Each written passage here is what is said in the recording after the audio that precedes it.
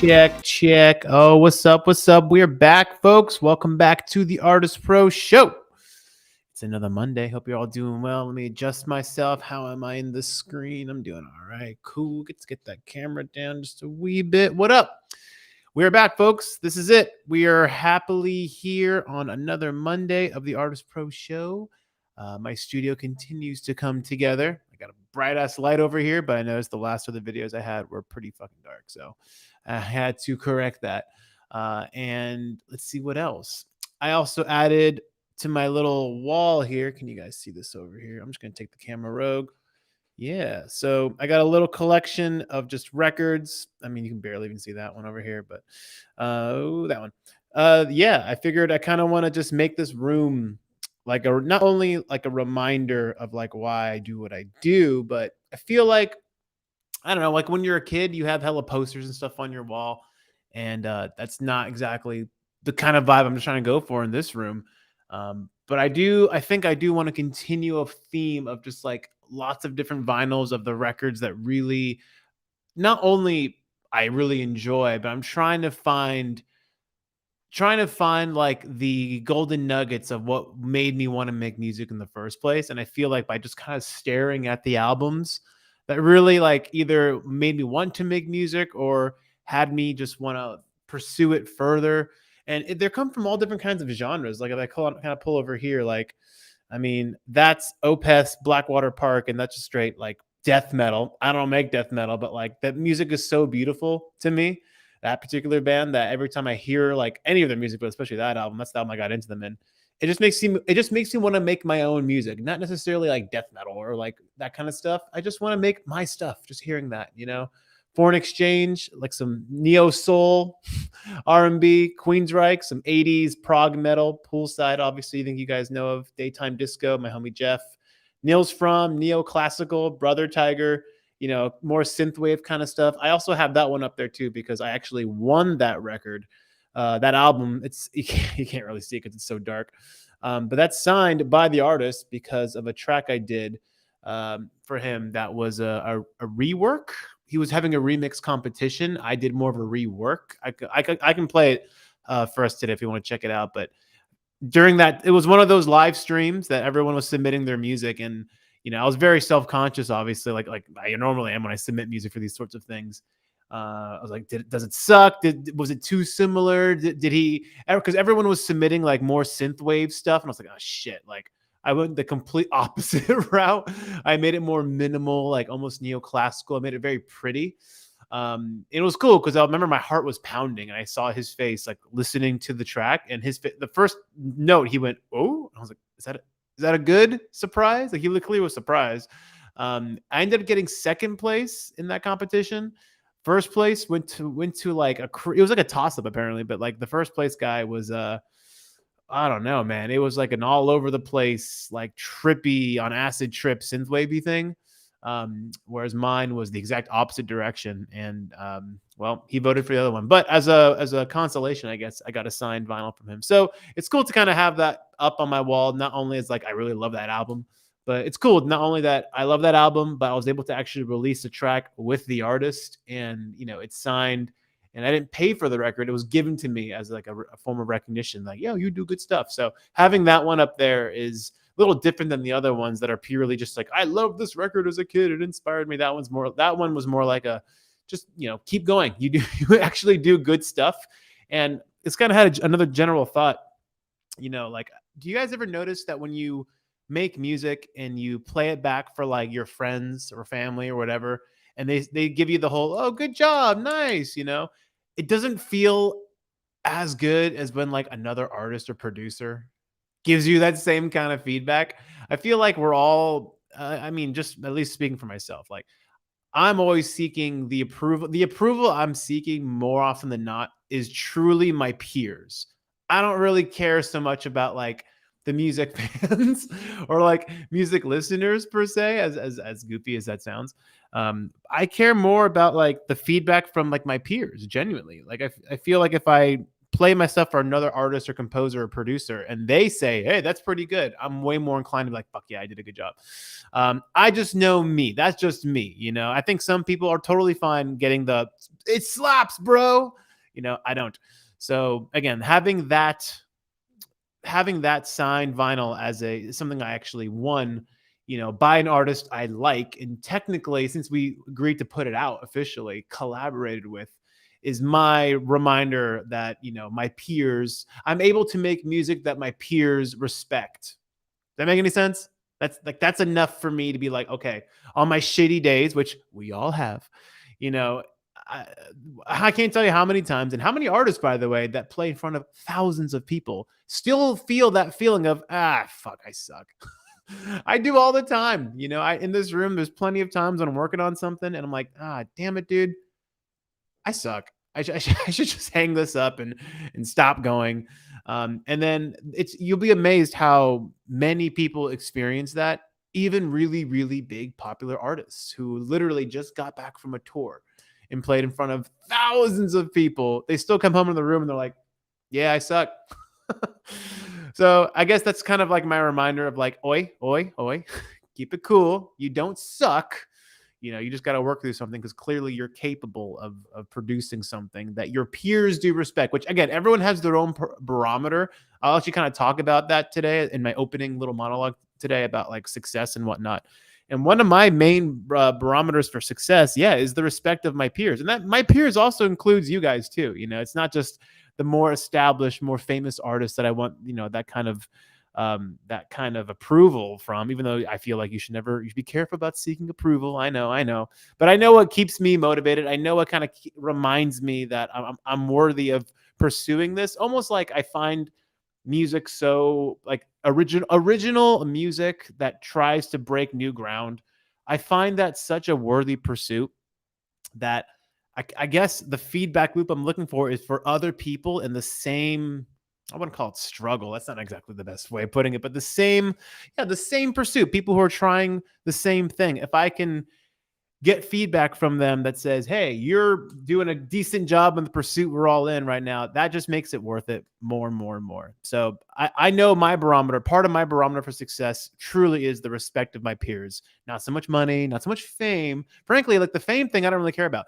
The recognition of good work, not in the form of awards. Like I don't give a fuck about a Grammy. Honestly, I don't. It'd be a nice little, pat on the back, a nice little thing to peacock with, but not fame, no more than just pure recognition by other artists in my field. Frankly, that's kind of like the ultimate like barometer I'm kind of going off of.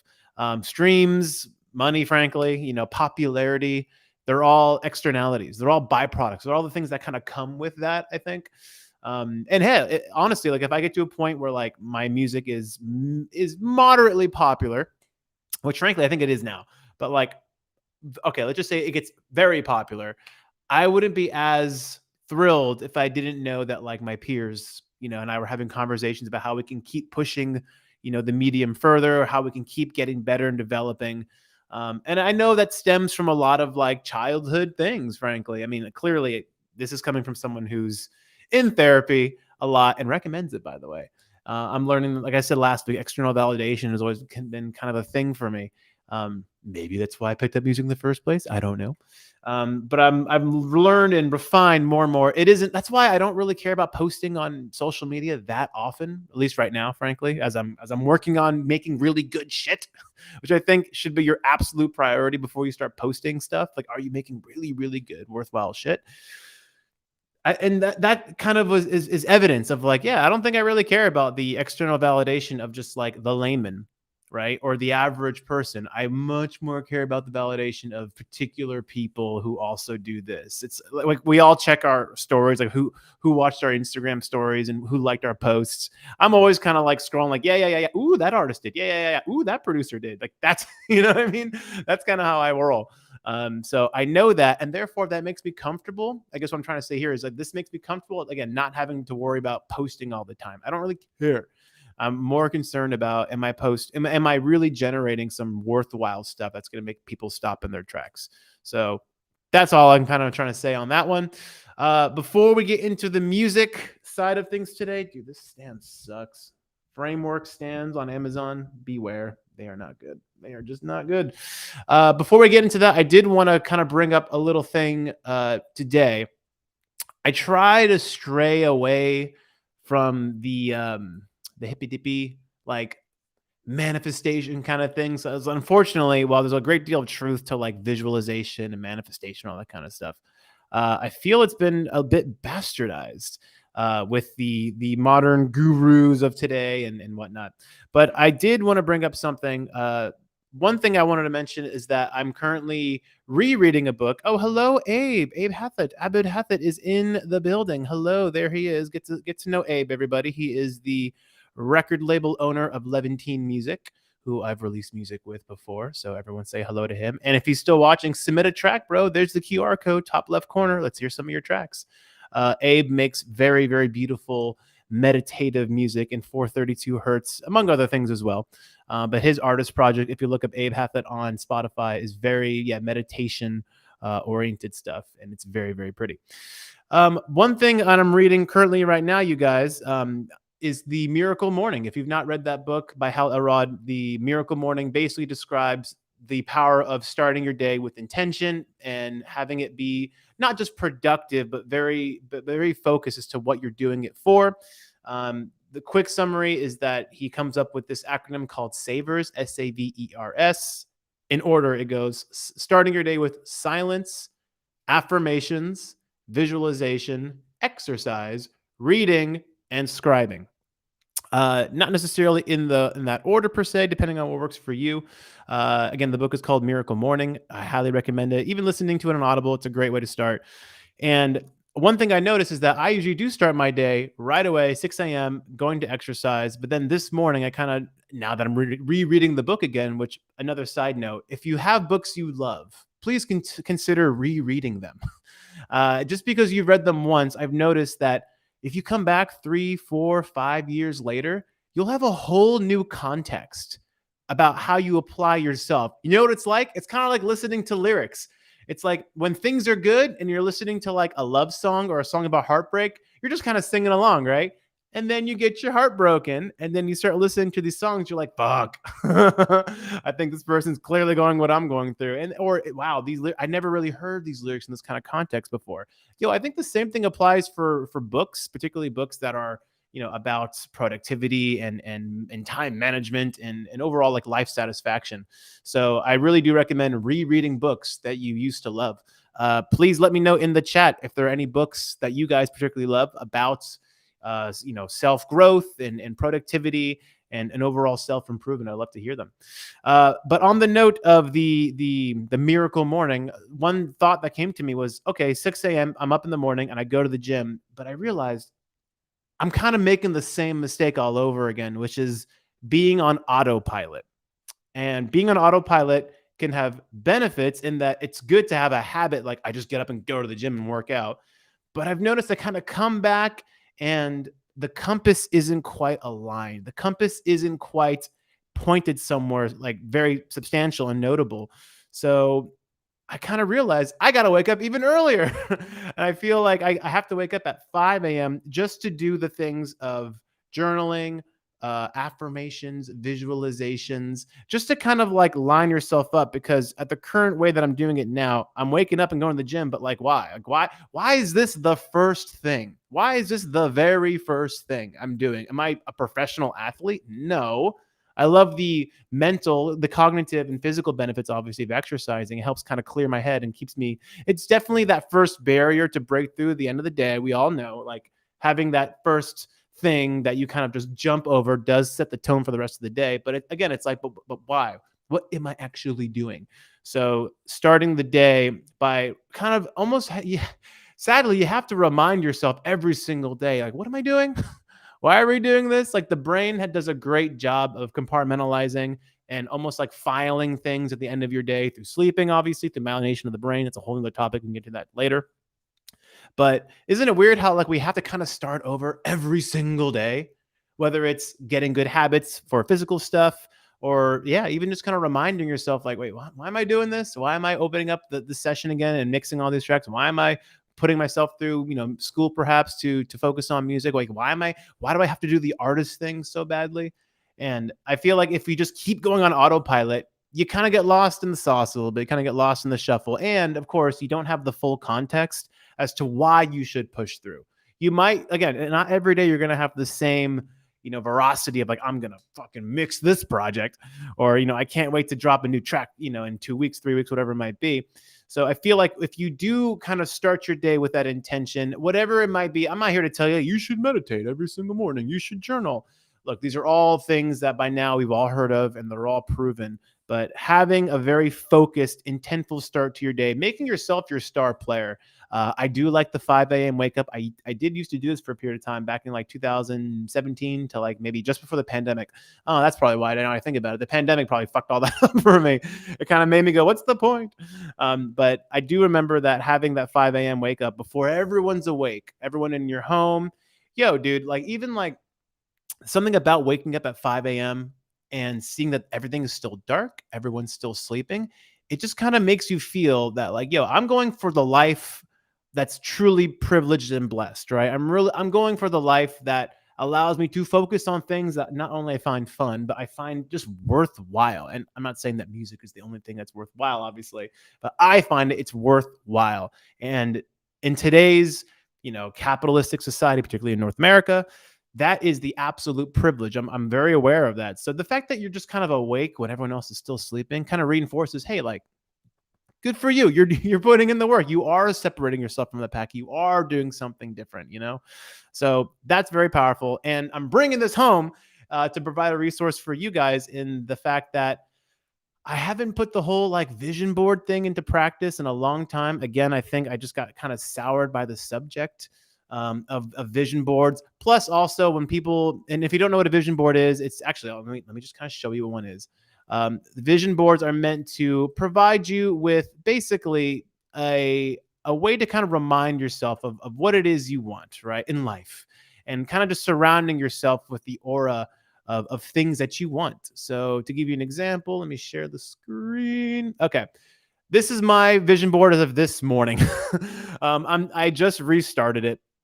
And I think one of the reasons why I always got kind of pissed off about other people's vision boards when this subject was brought up, you guys, is that so often people are just very selfish. I noticed that it was very much about them. And while granted, this is largely about me, I think my cognitive reminder to myself is like, I can't let this be all about me all the time. In fact, I think a real privileged life doesn't include, hoarding resources. That's why I have that little hand giving to the poor. I think that's just like my element of charity of like, I'd like to feel so abundant that I'm able to give back to people. And that doesn't necessarily mean only money. That includes also like that little microphone next to it. I think I should maybe just kind of walk you through what my particular vision board is. And there's no right or wrong way to do this. In fact, before I go any further, the way I made this, I'm going to throw it in the chat for you guys right now, is with Canva. They have vision board templates and they're really fucking easy to use. And I highly recommend it.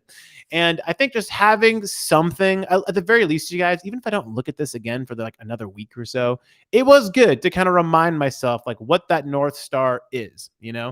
So I want to kind of walk through like the top left is an artist, Ben Bonner, who does very like live electronic production. Obviously from the rig to my left over here, that's kind of what I'm going for. And it's like the fully actualized version. There's a whole light show behind him. And then like he's got a bunch of hardware synths. It's just kind of reminding myself I'm aspiring for a version of that. I don't want to be that. Very, very important to remind yourself any kind of template or any kind of parameter you guys might set for something that you want to aspire to, and you use models like I'm using a model in the face of this artist. Obviously, it's very important that you remind yourself, I don't want to be this person. I don't even want to do what they do uniquely.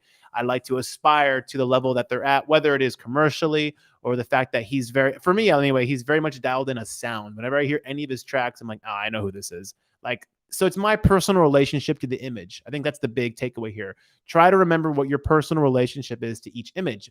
This vision board might look different for someone else. I can give this to you guys and you're all probably interpreting. For instance, you see that Porsche right there, that white GT3. Some of you guys might think, oh, he wants very fancy sports cars. Like, no, in my head, I know I want that specific car because it speaks to what I find worthy in, high performance sports cars, high revving engines, manual transmissions. It's also my material trophy. I don't think there's anything wrong with being, materially driven, as long as they speak to passions of yours. And I always kind of put in my head that a white Porsche GT3 was kind of my material trophy. If I can achieve that responsibly, by the way, if I can achieve that responsibly, all right, word. Like, my material trophy, I've done it. I can almost kind of put that part of my reptilian brain away. Other things here, that Ninja Tune logo, it's a record label I've always loved and respected growing up. Having a track released with them, also down there on in the middle left, the Ghost thing over there, Ghostly Records, another label I've always kind of aspired to release music with. So just kind of reminding myself that, like, oh yeah, I want to make music that's good enough for these folks. Is very, very important to me. The plane, obviously indicative of travel, lots of travel.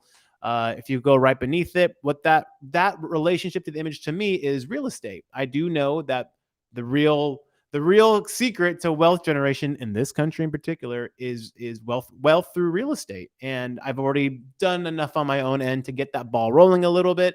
It's just kind of a constant reminder that even though I'd like to remain materially wealthy from my music and whatnot, I don't want to put the pressure on my music to give me that wealthy lifestyle, to give me that sustainability. Hope that makes sense. Like, I do know my value, and I know I can make quote, and I do make, but like, money from the music itself. But I don't want to put so much pressure that, like, I have to do things for the money, you know. So having that in the bottom left corner is a reminder of, like, hey, there's a better way to make money, and it's not, frankly, just through music. And then next to that is a lot of European countries, because I love traveling to Europe.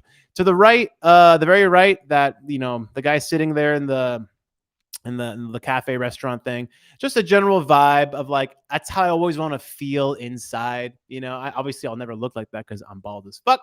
But my relationship to that image is maybe some guy sitting down at a cafe in Europe. Maybe I'm between gigs. Maybe I'm about to go travel back home, whatever it might be. But that's how I want to feel inside.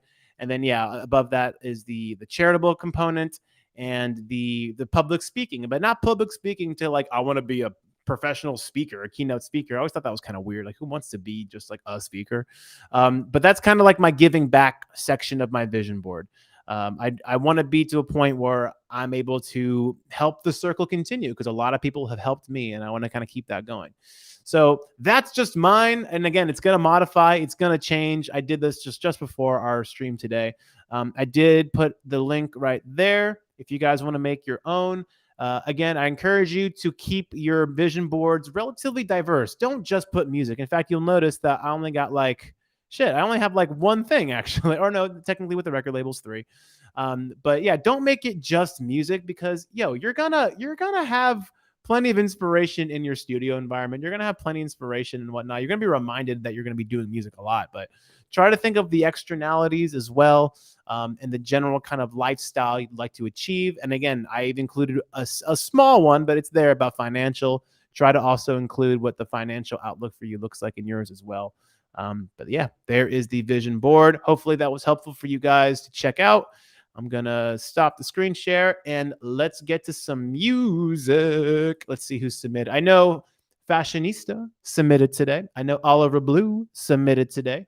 So let's refresh and see. Oh, Shenanigans in the building. Andy Chen is in the building for sure. All right, cool. So we got some more stuff from y'all. Let's go ahead and pull up Fashionista, because Fashionista was ahead of the game and submitted yesterday. We appreciate that. Oh, we're going to conduct our experiment one more time, you guys, because SoundCloud sucks. We all remember this. In fact, maybe we should just start a hashtag. Well, I shouldn't say that. They don't suck. In fact, I cannot deny their contribution to the music community, for what they've done over the years. They've launched many careers, and it's a very, very useful tool. So I'm going to play Fashionista right over here, and we are going to... You guys are going to let me know, actually, if this is coming in loud and clear, because it always sounds good on my end. But I'm going to also mute my mic. Here we go with Fashionista, Flat Beat. And we are... Oh, it's Mr. Oizo. Mr. Oizo? Mr. Oizo Flip. And I'm gonna play it right now. Mute my microphone. Let me know if this is coming in loud and clear, particularly you, Fashionista. This is your track. So here we go.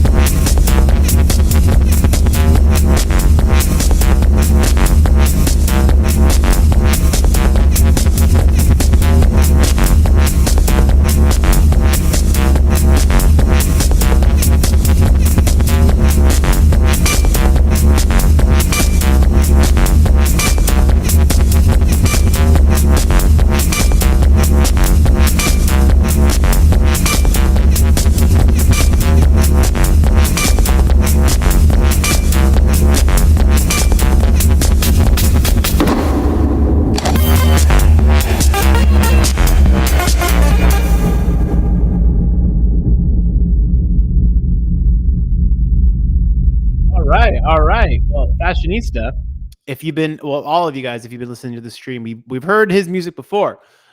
It was nice to hear a different vibe, actually. This felt like more controlled chaos, actually. I do want to go back to one part over here.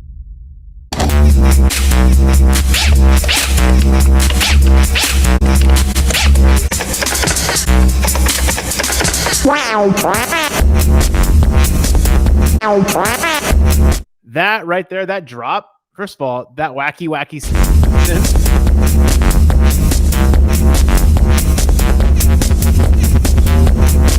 okay, yeah. The way that dropped, I wish it just hit a little harder. Like the way it kind of like sucks back in. I just wish your kick was coming in a little cleaner. It's kind of hard to distinguish. I mean, because this music is there's just so much going on all the time in your tracks. And as goofy as it sounds, having a very consistent kick drum is enough for people just to keep bobbing their heads. But I feel if your kick doesn't come through enough, people are just kind of like they're gonna do the whole sway. You don't want the sway. You want the because your track has definitely got that like that spastic. I just gotta kind of keep going. I didn't notice any other like melodies per se. I did notice. I think was it here? Here. Notice how like.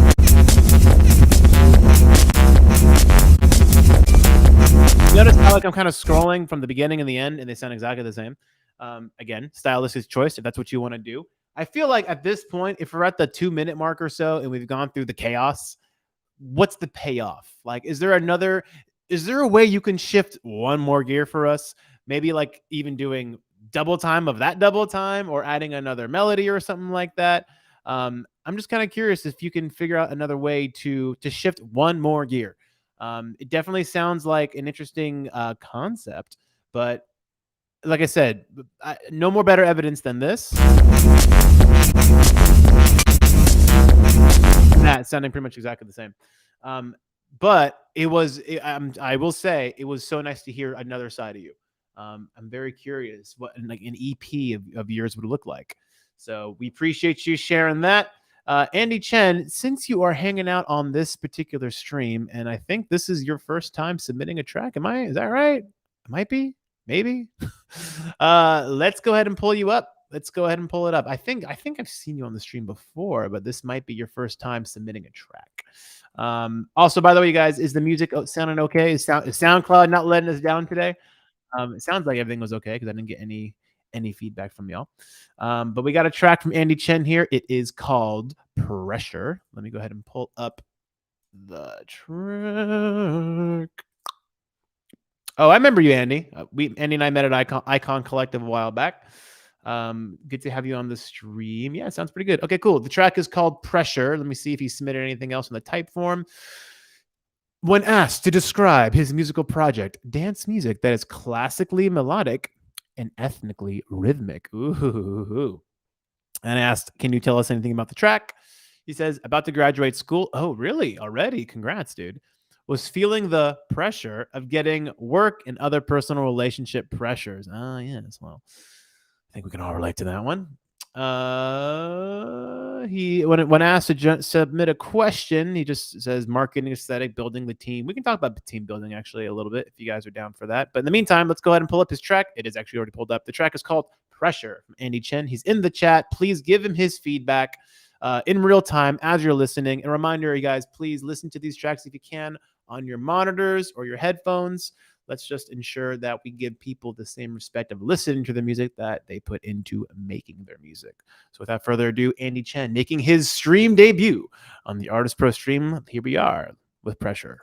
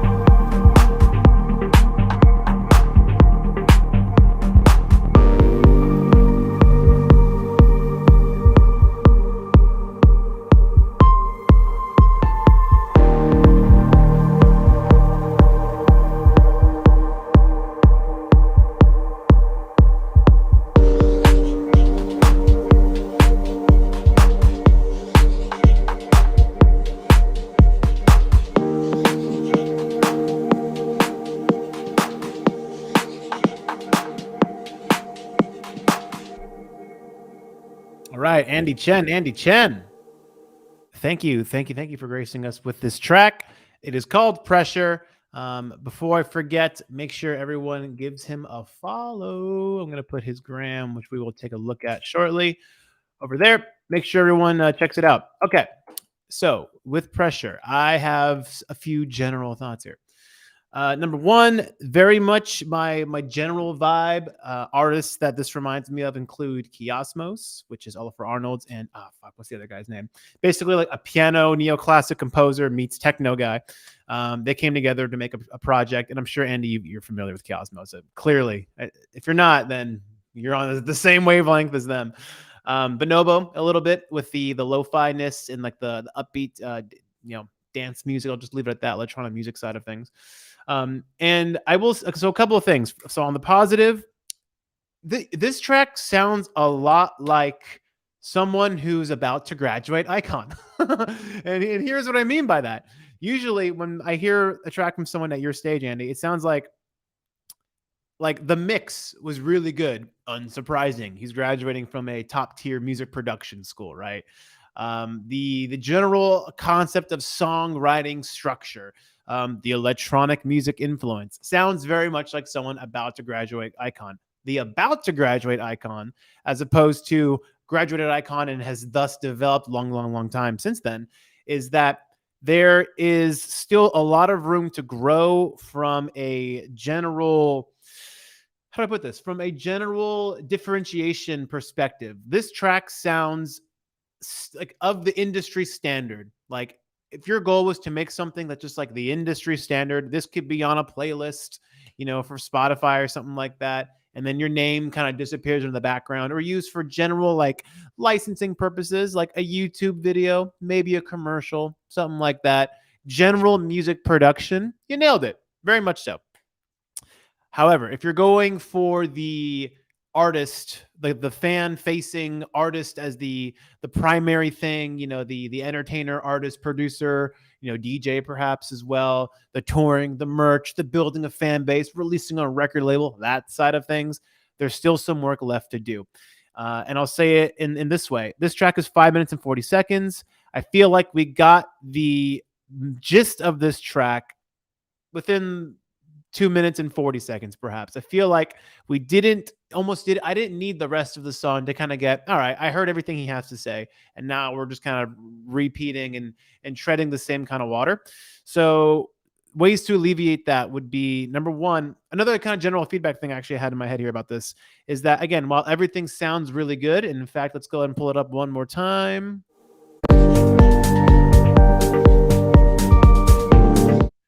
We've heard that kick, those hi-hats, countless times, right? Which again creates a relatively, industry standard component to your track. So the kick and the rhythm sections, it's stuff we've heard many times, whether it's the patterns or the sounds themselves. The Rhodes electric piano belly thing over there, again, very standard kind of thing here. People were making note of your low end sounding very clean. Agreed. Again, someone graduating from a high end music production school. Agreed. But I just feel as of today, this track, I feel like there's a way. Is this track out? Was that a month ago? Okay. I feel like a great exercise, Andy, for you on this track would be, how can you take this track, strip it back down, maybe keep the pads, piano, the sound design, like the high-end sound design, why not? Keep that there. But like, how can you make this track way more unique and interesting in the rhythm? What can you change? Can you change up the pattern? I know your ambition here was for the 4/4, the dance floor, but can you change up the pattern somehow? Can you add maybe actually Kiosmos, they do this on some tracks. They'll make like, I don't know, every 30-second bar, they'll have like a bum, bum, bum, boom, boom, just to kind of keep things interesting. I'm not saying do that. I'm just saying examine why they would do that. Examine why they would break the monotony of the straight 4 on the 4. Instead of traditional hi-hats, could you use other elements of sound design to make the same, perhaps 8th note or 16th note patterns to kind of keep us bobbing our heads and performing the role of a hi-hat, but can you do it with another instrument perhaps, or another piece of sound design? And when you do find something you like, maybe hold on to that sound and use it again and again and again and again to establish your own sound, right? So every time I hear a hi-hat pattern, but it's played like a synth, but like a specific kind of synth that you designed, I'll know it's Andy Chen. That's how you kind of develop your signature sound. So that's one way. That is the way. That's one way to develop your signature sound right there. So the rhythm, the patterns, they're very standardized. There's stuff we've heard before. And I'm not saying that as a knock. I'm saying that as an opportunity for you to grow from, as ways you can remove those as placeholders. And what can you add now that's very much you, whether they're auxiliary percussion instruments or other kind of forms of sound design, to make them very much you. That being said, this track is fine. And I don't think you want to be fine. I was having a great conversation with my buddy Jeff from Poolside, actually, last week. He came over. And, one thing that kind of reminded me of kind of what we're doing here, what I'm really kind of going after here, is singularity, right? One of my biggest goals, aside from the respect of my peers, as I already discussed, is becoming singular. Not necessarily good, right? There's plenty of times I'm working on my artist project, not my production composer stuff that I'm doing for money, for work, for catalog stuff, right? That's different. For my artist stuff, where I have no rules, no boundaries whatsoever, which obviously is the most fun thing to do. I'm always trying to ask myself, like, is this singular? Am I doing something really singular right now? And sometimes in a previous era, before I really thought about that, I used to do things and be like, well, so-and-so isn't doing it this way, so this must not be good, right? People like what this guy does or this group does. I should just do what they're doing, right? And, an example is that Rizik, as some of you guys know who listen to my music, the early stuff is piano driven, very neoclassical. Well, I ain't making much of that shit right now. And I'm trying to find ways to literally like play the piano in the middle of an electronic set, like bring it down to piano. And there's a couple of times where I felt this like, ew, like, who the fuck? No one does this. Oh, wait a minute. Maybe I should do this, even if it's wrong, even if it's the wrong thing to do per se, right? Do it. Just do it. And at the very least, I can say it's singular. I ain't seen anyone else play like this. I haven't seen anyone else perform the way I'm currently performing right now. I don't care if it's right, wrong, or good or bad. At least it's singular. So I say that to you, Andy, as something that you could do to remind yourself as you're working on these songs. Again, this song is it's fine. And I mean that in the most respectful way possible. It's fine. I think there's an opportunity here for you to make it singular. So if you want to do the same thing that Oliver Blue in the chat, the challenge I sent to him is, how can you make your music singular? If you like, come back. Maybe take this track, Andy, deconstruct it, come back next week, play us version 2 or version, whatever version this is, since it sounds like you've kind of mixed and mastered this a little bit. But see if you can bring this track back and do something that maybe that's a little more concise. Like, do we really need 5 minutes and 43 seconds? If you do, really take us there. And do something that makes us feel Andy. Where is Andy in all of this? This could have been any artist on a playlist. And again, I mean that respectfully, because it is of quality. But where's Andy in all of this? I want to kind of find Andy. And dude, you may not find it by next week. I'm not saying like give me the track that's definitively you next week. That's a lot of fucking pressure. Hey. But what can you do to make this track uniquely yours? Another general thing I was going to say for you is that if you do release this track, consider, and if you've been on the stream, you've heard me say this before, consider multiple versions. Consider removing all drums and rhythms and making just an ambient version, time stretched. Maybe make a version with a vocal on it. Have multiple variations of a track to really spread your chips, to really ensure this track has the most success. But we do appreciate you submitting. We are going to pull up his gram real quick, because that's also what we do for the new folks on the stream. If you submit music, we check out your Instagram as well. Let's see. Emilio on SoundCloud says, where can I send my song in? First of all, welcome, Emilio. Thanks for checking out the stream. If you scan the top left corner right there, you can submit your music there, or go to the ArtistPro. I'll just put it in the chat for you, .com. If you want to submit your tunes over there, and we'll give it a look. All right, Andy is over here. Art, dance, music, and that's about it. And again, there's no judgment on this particular Andy, because you are not quite at the point where you're pushing your music full on. Again, you're finishing school right now. So that being said, it's a lot of you, which is fine. Here's a new song, fine. Looks like some studio stuff over here.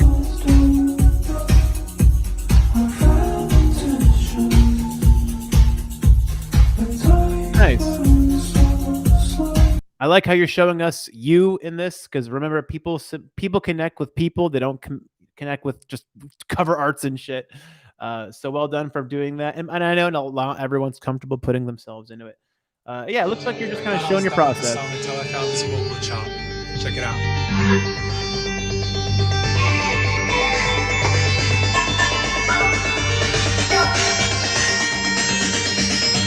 Good room.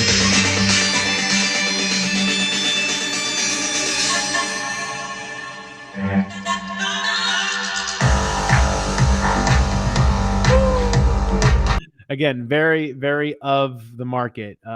Down to the way you made your video. It's very Instagram Reels, very TikTok style. It's fine. It's totally fine. But again, one thing I'll just throw back to him and everyone watching this stream, frankly, is like you and everyone else. You and everyone else are making videos just like this. So again, where is the unique Andy here? And where does the line between Andy the artist and Andy the guy, where is that line, and how does it blur? And it looks like, is this okay? I was gonna say, with your tracks, especially if your intention is to release them with DJs, it sounds like it would behoove you to DJ as well. I'm not sure if you are a DJ, but another thing to remember there is that you can also release DJ sets that speak to the release that you might have. Let's just say you're about to release Pressure. You would maybe give us an hour-long, 30-minute DJ set, or even longer, whatever you want to do. That kind of speaks to that vibe, maybe tracks that were influenced or that influenced that track, et cetera, et cetera, et cetera. But overall, I do like the fact that it's a lot of you, and we don't get a whole lot of the artists sometimes. And it's good to see that you're comfortable in front of a camera, but there's a lot left to do. So well done. Congrats for getting your first track on the ArtistPro stream. Come back to us, dude. Come back next week. Even if just a hand, come back. And that's also the thing I'll say to everyone here watching the stream. Remember, please bring a friend, bring a homie. I am considering ways to incentivize you guys bringing friends. It's not like you bring me business or anything like that. Just bring more voices, bring more faces, bring more music. I do want to hear more and more people here.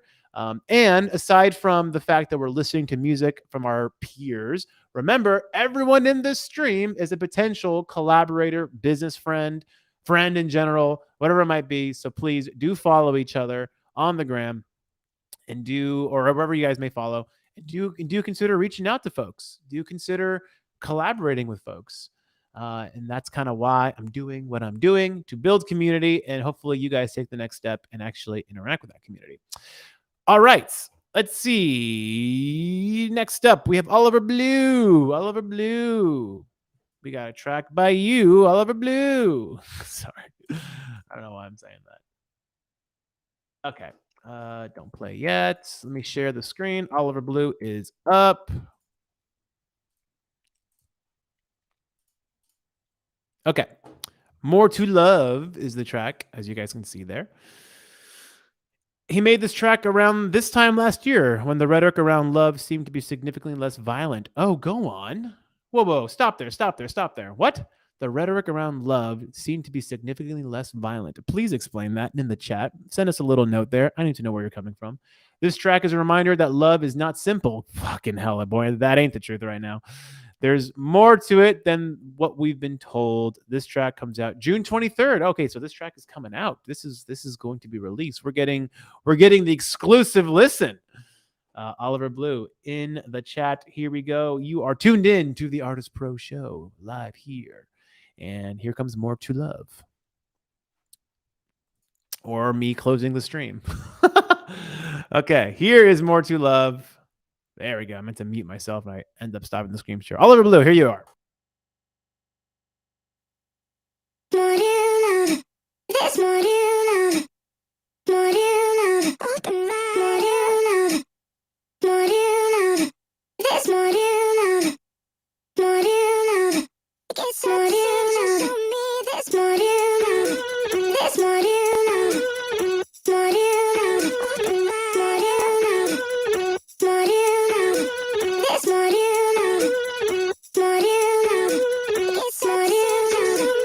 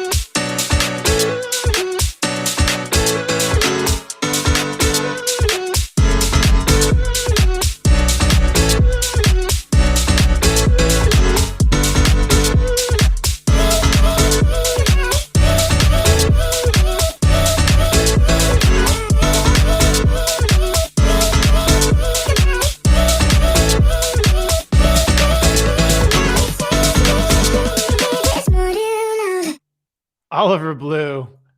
Oliver Blue coming in super strong today. Holy shit. Yo, yo, yo, yo, yo, yo, yo, yo, yo. Okay. All right. All right. Where do we begin here? This is going to be one of those feedbacks of like, I have limited notes because this is very good. And more importantly, very good. I feel like very good is not good feedback. um, this feels pretty singular, kind of like the feedback I was giving Andy earlier of ways to be singular and really make something feel distinctive and get you excited and interested. This track did that. Let's pull up the track itself and talk about why. Uh, I was actually having a conversation with some bandmates of mine. As you guys know, I'm in lots of music projects. One of them is a very dope, fun rock and roll project. We have a show in Hollywood next Monday, by the way. If anyone's around and wants to see some loud ass rock music at a bar in Hollywood, holler. More on that later. But we were talking about how so many songs have like iconic introductions. And, you know, like even like as a drummer, like I'm always trying to find ways to like make my things more obvious and stand out and signal to the song. A great example is, you know, I Wanna Rock With You, the Michael Jackson song, obviously. You know, how does that start? Boom, boom, boom, boom, boom, boom, boom, boom, boom. The second you fucking hear that, you're like, oh, I know it's coming up, right? And this track has something like that. Check it out. Just that one introduction, like it's almost you're being very bold, right? You're throwing that out there, and normally we're expecting, all right, like come on, where's the beat? Drop something here, or like give me a clue of what's going on, right? Most introductions are trying to give you like a clue, a hint of what's coming. This doesn't. This just kind of throws vocal samples at you. And then especially in the stereo mix, one more time, if you guys are listening in monitors or headphones, check it out, right and left speakers.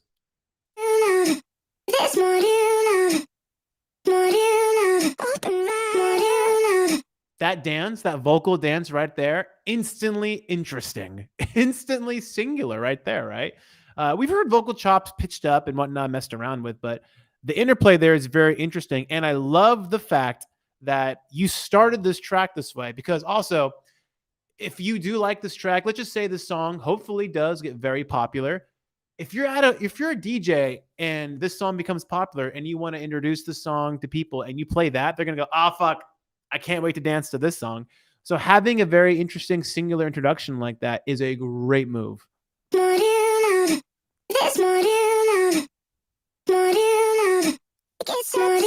Again, you're bold. You went 15 seconds in, dude. But again, I think this track would smash on the dance floor, and a lot of DJs naturally need to transition their songs into their set. And maybe this is your way. Are you thinking with the DJ in mind here? I think you are. Obviously, we get the tambourine there with a little rhythm.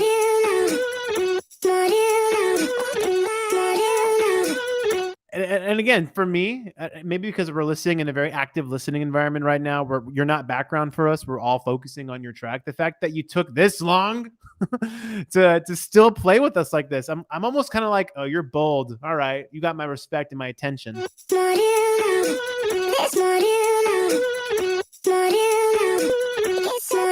30 seconds of just complete toying with us. And again, you didn't let the beat just drop in. You tease us a little bit with the piano. Very hard, very high attack piano.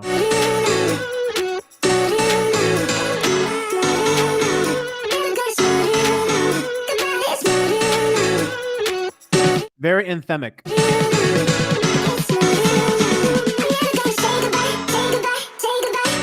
And then he changed it up right here. I love this. The only thing I'll say in terms of constructive feedback here is, since for the first 45 seconds, we've had pretty much the same interplay of vocal chops, vocal samples back and forth, and the same kind of sonic fidelity. It's pretty much exactly the same, right?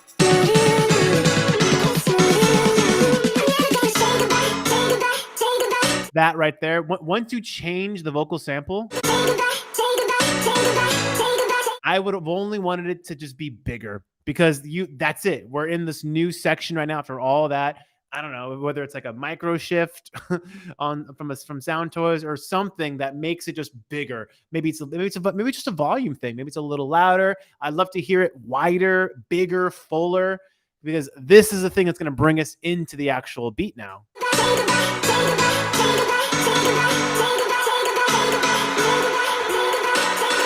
Love the big reverb tail on it. Of course, the snare build. Oh, fucking fantastic! Again, and I personally applaud the minute in. Like it took a minute. It literally took a minute for us to earn this drop. If you would have just started here,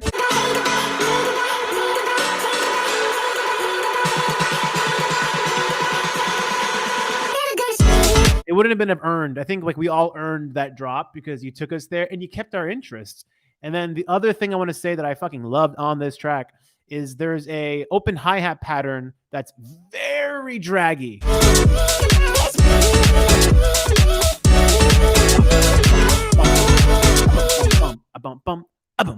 That like that drag into the beat, it literally just keeps pulling you forward. Can you guys hear it?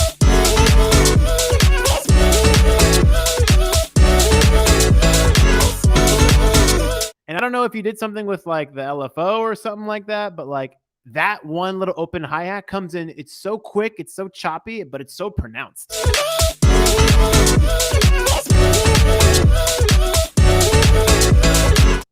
Dude, that is a great way to fling us in after all this buildup.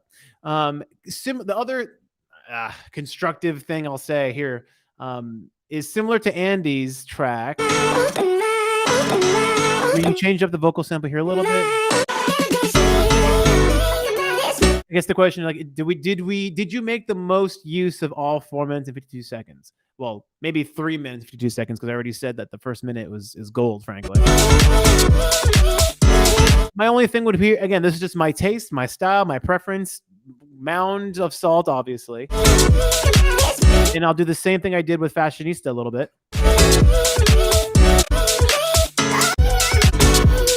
Notice how this is the same gear as that. I'm always saying this to you guys, like, how can you shift gears one more time? Literally bring us home into the sunset. If you want a visual, like imagine like the car is in 5th gear over here. And this should be 6th gear. Shift the gear and drive away. Drive away. You should be in a different gear now. So what could you have done here? I don't know. It could be something as simple as like a high string, like in the background, just to let us feel the lift a bit more. Could it be another hi-hat pattern that's really changing the intensity of this final section? Just remember, like if you are on the dance floor, this final section here, like I want to be dancing harder than I've ever been before. Which again, in the context of the break here, that may still happen, obviously, but just one more lift. You're in 5th gear, just shift to 6th. What could you do to shift to that final gear and get us out of here? More to love. I love it. I'm a fan. I really, and again, since we've heard, this is why I like doing the stream, is that I hear all your guys' music a lot consistently. And hopefully you guys feel this is a good place to submit your tunes and get feedback. And it's a safe place to submit your stuff here. I love hearing when you guys have like a home run, you know, and Oliver Blue, snaps, kudos, props, whatever you want to call it. Big fan here.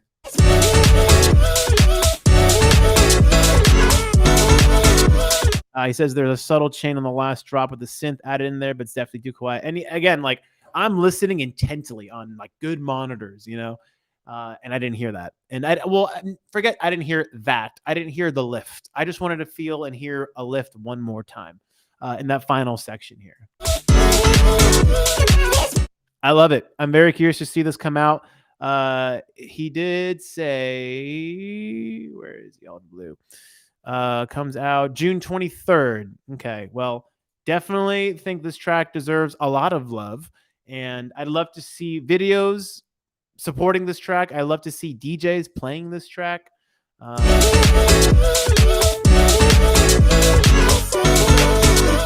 Yeah, dude, get this shit out to friends. Like, get this shit out to other DJs, as many as possible, frankly, and encourage people to share the track with their friends and their DJs. their DJ friends, perhaps, because this one's got potential. And one thing I'll say now to you is, when it comes out on June 23rd and a week later on June 30th, when you've seen the traction and you're working on other songs and releasing other material, don't sleep on this one. This is one of the tracks that I feel like you should always silently behind the scenes just keep pushing, right? Keep getting promo on, keep getting attention for, because we all fucking do this. I'm so guilty of this. Like, it puts a track out, and then based on the initial run of performance, whether it's usually it's like a quarter, like if the first quarter it's out, the first 3 months or so that it's out, I'll be like, oh, okay, well that's as good as it's gonna do. And then I've been proven wrong by that sometimes, because I'll get playlist additions and stuff like that. And I'll see that, oh shit, people actually really seem to like this track. And only then I kind of go back and kind of push it further. But I'm here today to tell you that this track, I think, has a lot of life, a lot of shelf life. Consider continuously pushing this track as you proceed to push other tracks out, other projects out, etc. Put this in your folder of like sustained promotion. Like, I should always be promoting this track one way or another, even when it's uninteresting to you. Like a year from now, just dude, keep it in your folder of sustained promotion. It's definitely one to keep at the forefront. So well done, Oliver Blue. You nailed it, dude. Very, very happy to have heard that one. Okay, it's 12:12 Pacific time, you guys. I'm on deadlines. I'm on deadlines for music, not artist stuff. Well, actually, I am, but that's a different thing. I have to refine and revise tracks that I've got for some production stuff, some licensing stuff. So I got to get a crank on. But yo, great stream, y'all. I really, the music was all here today. I'm so stoked. Please keep coming back. Please keep submitting your music, you guys. Please keep bringing friends. We saw a new person here, Ian, I believe your name was. If you're still in the chat, welcome. Hopefully you can come through. Yes, Clarity has something special to extend the canon. Yeah, indeed. I would love to hear new music from new folks. It's great to see someone pop in. But let's have folks hang out and not pop in. Bring the homies. It's always appreciated. If you want to support the stream financially, that's the place to do so right there. That's the QR code. I always appreciate any and all financial feedback, or rather support you guys give me. But again, the biggest thing you can do, really, aside from giving the stream some money, which, by the way, shout out to Shenanigans for constantly, every week, damn near, supporting the stream. I see you. I appreciate you. I really do appreciate that. But remember, folks, if you bring homies, if you bring friends, the stream gets better and better and better and more fun. Which reminds me, Impulse didn't. Oh, that's right. Hang on. I think there was an Impulse track from last week, right? That we didn't get to. That's right. Last week, play this week, volume. That's right. Okay. Don't play my one from last week. Play the one I submitted this week. Do we have one from you? Hang on. If this is the case. Oh, hang on. Let me refresh. My bad. Let me refresh. Okay, we are going to listen to the Impulse because I did not play you last week, and I will play it now. And we're going to give you the same feedback and everything. Let me pull this up. The Impulse, I got you for this week's track, not last week's. Hang on, everyone. Don't go through. He just submitted. We're going to play it. I don't want to fuck this up. Here we go. No, Impulse, we are not going to do what we did last week. We're going to give you a shout because you submitted some tunes and we're going to get it up. All right, here we go. Impulse. The track is called Under. And from the failed DARE program to Big Pharma ensuring there's a pill in every household, we are all drugs, baby. Ooh. Oh, yeah. Man, Ruslan, I feel like you and I would have some really intense conversations. The track is called Under. Let's give it a listen.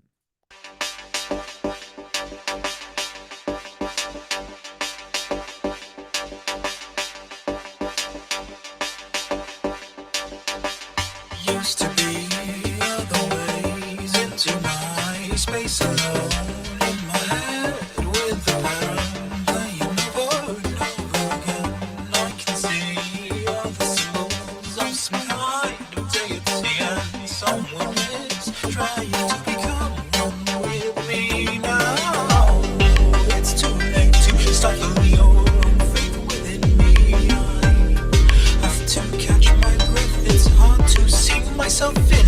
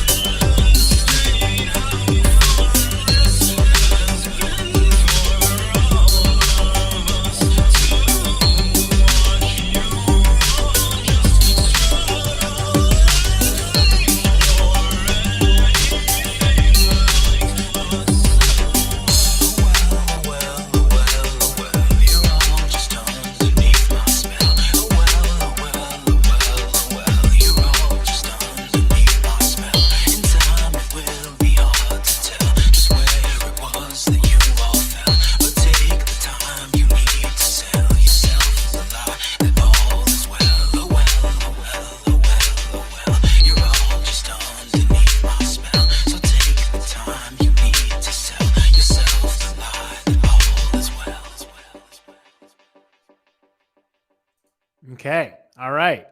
I got my thoughts in real time, but I did want to go over them with you now. Okay. We all talked about the vocal. When it comes to the vocal impulse, a couple things. Number one, like I mentioned in the stuff there, vocal production is something you need to explore right now. Well, here's what I mean by that. Your vocal, forget the amount of vocals. Let's talk about like what the vocals sound like. The vocals, it sounds like one track, one sound, one approach, right? Except for I think there's one section here, which actually I'll get to it. So for instance, the way, and by the way, you guys, there are people here probably even more who mess with vocals even more than me. Please chime in. I feel like in the beginning, when it's just the verse or a section that's verse like, that should have one vocal sound, right? Maybe it's like mono down the middle with like a little bit of delay and whatever kind of effects you have on it. And then when the chorus comes in, the vocal production should be different. It should feel a little bigger. And here's what I mean by that. So aside from the vocals being relatively buried in the background, they're very like at one point that G-funk synth was way louder than your vocal.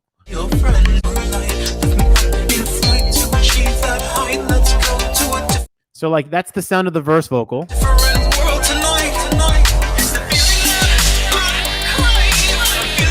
So like on this section, maybe you have layers of your vocals. So maybe you have yourself saying the verse or the chorus rather on the right, panned all the way to the right, and then you have say the exact same thing, pan all the way to the left, and do another one all the way down the middle, perhaps, and really play. Maybe like there's certain words that come out even more pronounced. So.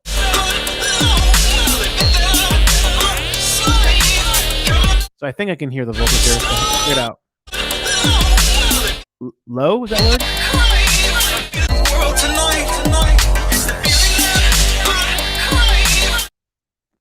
Crime? Low? Slave?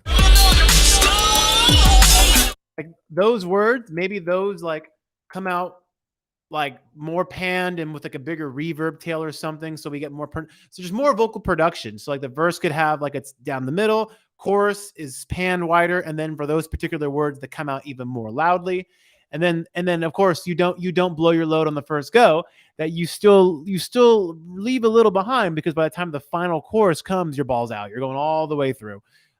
You go maybe like harmonies and then doubles and then more layers beneath that. So the vocal performance remains interesting. You see what I'm saying? Look no further than pop music. Listen to a Katy Perry record, dude. Listen to like most pop music. This is absolutely done. They start relatively small on the first chorus and they keep building and building. And by the time the final chorus comes, it's got all kinds of different vocal production techniques. So remember to do something like that. Which, by the way, may still alleviate some of the issues with the vocal volume. The volume is very important, obviously, but that might be something to consider as well. And then I mentioned at 420.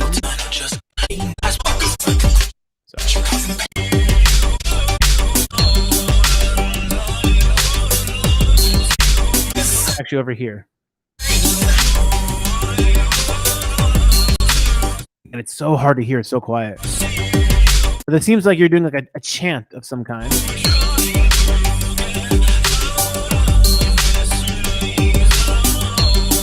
Like, again, how could you make that more vocally interesting from a production standpoint? Could you be doing harmonies? Can you change the production techniques on that?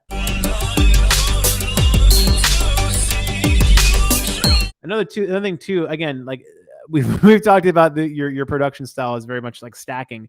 But notice how this one ARP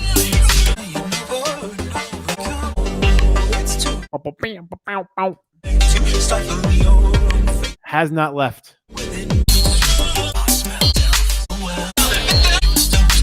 How can I miss you if you never go away? Right. So remembering to leave space and trying different things by removing items sometimes helps, which also I mentioned in the chat there, is that to remember that you don't have to be singing the whole time.